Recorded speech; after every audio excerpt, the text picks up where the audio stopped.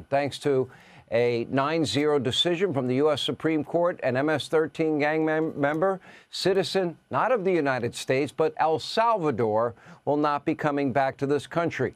You know what? You break our laws, you don't respect our borders and sovereignty, that means you go home. To the utter dismay of fake news, CNN. Take a look.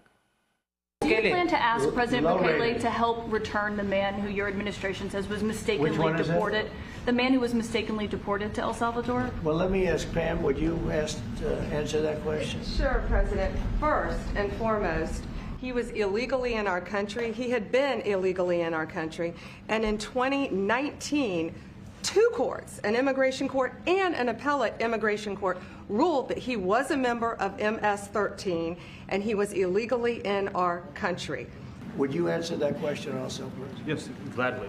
So, as Pam mentioned, there's an illegal alien from El Salvador. So, with respect to you, he's a citizen of El Salvador. So, it's very arrogant even for American media to suggest that we would even tell El Salvador how to handle their own citizens as a starting point. As two immigration courts found that he was a member of MS-13. When President Trump declared MS-13 to be a foreign terrorist organization, that meant that he was no longer eligible under federal law, which I'm sure you know, you're very familiar with the INA, that he was no longer eligible for any form of immigration relief in the United States. So he had a deportation order that was valid. Can President Bukele weigh in on this? Do you plan to return him? Well, I'm supposed to be suggesting that I smuggle terrorists into the United States, right? It's always how can I return him to the United States? Like I smuggle him into the United States, or what do I do? Of course, I'm not going to do it. It's like, the question is preposterous. Law and order, safety, security, respect our laws, border sovereignty, come in, but come in legally. Now, tonight we can report that 11 more violent illegal immigrants, including 7 Tren de Aragua gang members, were deported to El Salvador and their notorious prison system over the weekend.